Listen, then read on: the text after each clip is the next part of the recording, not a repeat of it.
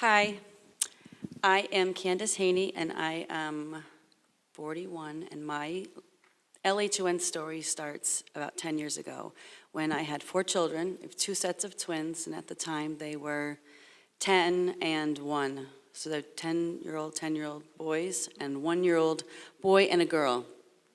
And so my hands were very, very full at the time.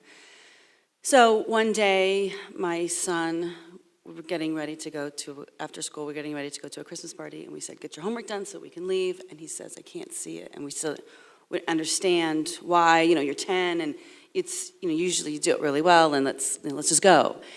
So he says, I can't see it, and that's when we kind of, something was a little off. But, there's twins, and there's 4 of them, and just have so much going on all the time, it's hard to slow down for, a little thing here and there. So we took him to a pediatric ophthalmologist, and if you know anything about 10-year-old twin boys, they are each other's sparring partners. And he goes in with a tiny bruise under his eye, and the doctor looked at me and said, well, how are things at home?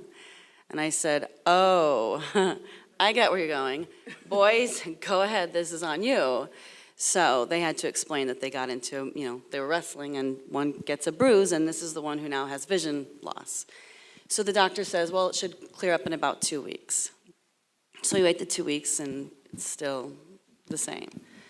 So we go to another ophthalmologist, and he says, there's something going on. I don't know what it is. You're probably going to have spinal taps and the MRIs, and you're probably going to have to go to UCLA, and that's where you'll be diagnosed.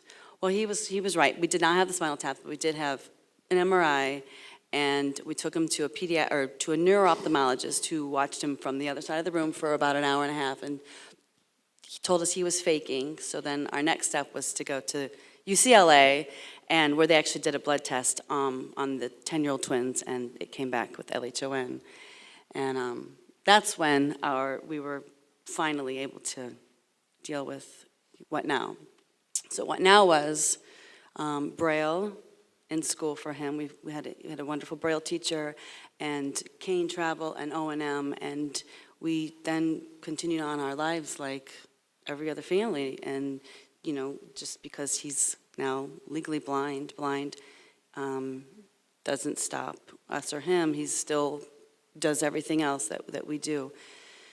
So fast forward to 2011. And my daughter and I, at the same time, around August of 2011, she starts complaining that she is having some eye issues, and that she needs to go see an eye doctor. So we make the appointment for her.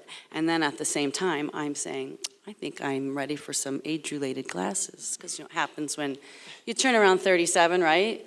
So, and it never, ever crossed my mind at all that it would be LHON for us, because LHON doesn't affect women, we're told, and because we're treating our son like he's, just another, like his normal's our normal. There's not much to do, so we didn't do any real more research, and so it never crossed our minds that we're now looking at being affected. So we take her, and by family says, she's got some LHON. It's LHON that is affecting her, and she has some minor vision loss, and then mine, as we're taking her to the doctors, is getting worse, and I am severely.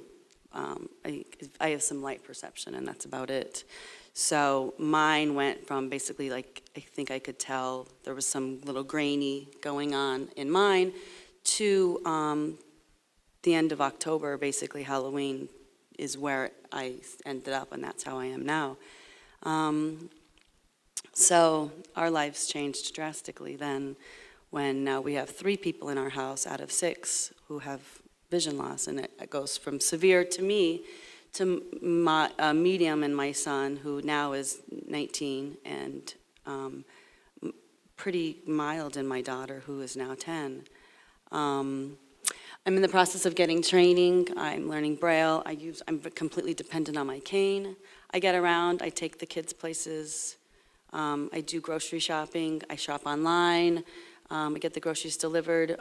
We walked a swim team practice every day last summer.